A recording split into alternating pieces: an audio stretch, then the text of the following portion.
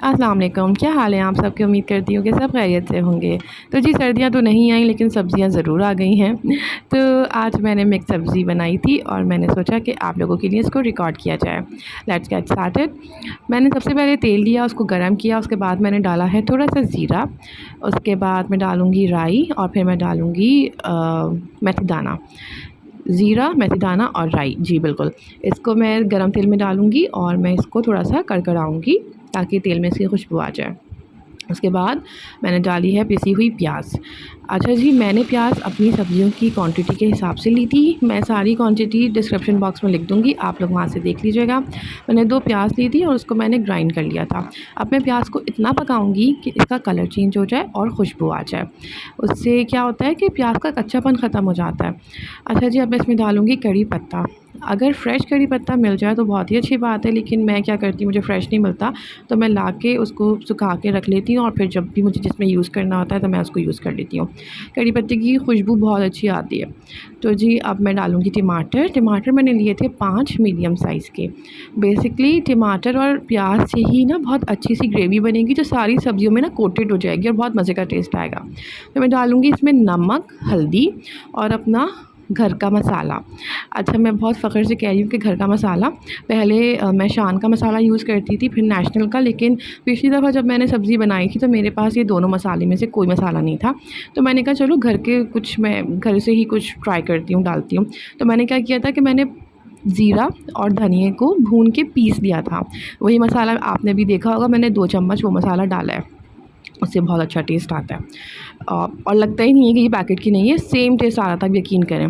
और फिर मैंने डाली है कुटी मिर्च। कुटी मिर्च हमें ज़ीरा और धनिया के बाद ही डालनी थी, लेकिन हमेशा की तरह मैं भूल गई। आप भी सोचते होंगे कितनी भुलक्कड़ खातून है ये, लेकिन भाई हो जाता है, एक बच्चे के बाद तो दिमाग ऐसे ही हो जाता है। और उसके बाद शूट भी कर रहे हो, वीडियो बना रहे हो तो सारा ध्यान यहाँ होता है। मुझे तो डर लगता है मेरा खाना ख़राब ना हो जाए, लेकिन खैर मैं ख़्याल करती हूँ। उसके बाद जी मैंने मसाले को भून लिया था, इतना भून लिया था कि मसालों का कच्चापन ख़त्म हो जाए और मसाले उसमें रच बस जाएँ। तो जी फिर मैंने आलू डाल दिए थे। आलू को मैंने चॉप किया था, क्योंकि नहीं चॉप नहीं किया था, मतलब छोटे-छोटे पीसेस किए थे, क्योंकि आलू बहुत मुश्किल से गलते हैं और उसमें पानी तो डालेंगे नहीं, तो भाई इतने आलू को छोटे काटो कि जल्दी से गल जाए। फिर मैंने बैंगन जो काटे थे मैंने वो डाल दिए थे और फिर मैंने डाली थी फूल गोभी।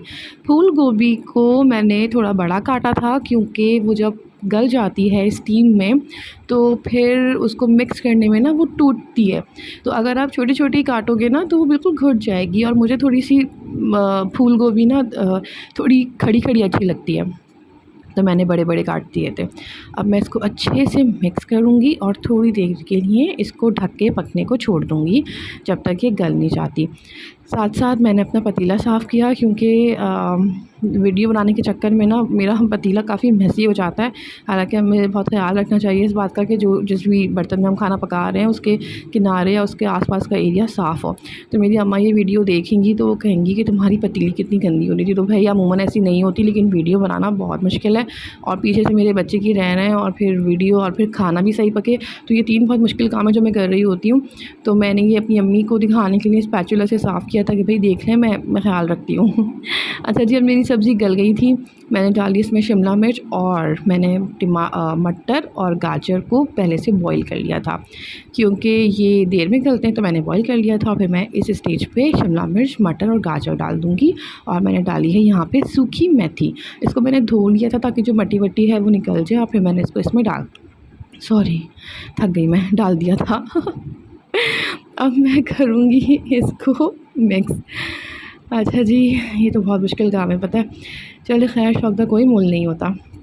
अब मैं करूँगी सब्ज़ी को मिक्स मिक्स मिक्स मिक्स और मिक्स, और फिर एक दफ़ा और मैं इसको ढक के पकाने को छोड़ दूँगी।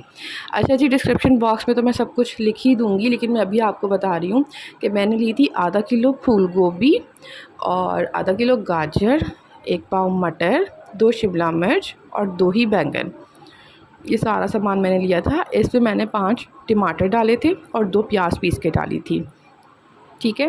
अच्छा जी, अब मैंने इसको ढक के पका दिया था और फिर मैंने थोड़ी देर बाद जब ढक्कन हटाया तो मेरी सब्ज़ी गल चुकी थी, मसाला पक चुका था, तेल ऊपर आ चुका था। सारे मसालों को हम सब्ज़ियाँ डालने से पहले भूनेंगे, बाद में हमने सिर्फ मिक्स करना है, भूनना नहीं है। अब इसमें मैंने डाल दी थी हरी मिर्चें बड़ी वाली, जो कि हर डिश की जान होती हैं और अगर ज़्यादा पड़ जाए तो जान निकाल भी देती हैं। फिर मैंने डाला था हरा धनिया। अब मैं इसको मिक्स करूँगी क्योंकि हरे धनिया की खुशबू बहुत अच्छी आती है सब्ज़ी में, जब वो मिक्स हो जाती है तो बहुत अच्छी खुशबू आती है। ये देखिए आप यहाँ पे फूल गोभी छोटी हो गई है क्योंकि ये मिक्स करते करते टूट गई थी। इसको ये इतना गल जाती है कि ये टूटने लगती है, और अगर आपकी छोटी ना हो तो आप वो चमचे से आप लोग छोटी कर लीजिएगा, it's not a big deal. तो जी यहाँ मेरी सब्ज़ी तैयार हो गई थी और यकीन करेंगे बहुत मज़े की बनती है और बहुत अच्छी खुशबू आ रही होती है। इसको ज़रूर ट्राई कीजिएगा और मुझे ज़रूर फ़ीडबैक दीजिएगा, और मेरे पेज को सब्सक्राइब तो लाज़मी कीजिएगा। तो जी ये तैयार था खाना, और मेरे बेटे ने मुझसे पूछा कि अम्मा खाने में क्या पक रहा है? मैंने कहा बेटा सब्ज़ी बनी है। तो कहता है मैं तो सब्ज़ी नहीं खाऊँगा। मैंने कहा बेटा खाना तो तुम्हें वही पड़ेगा जो तुम्हारे घर में पका है।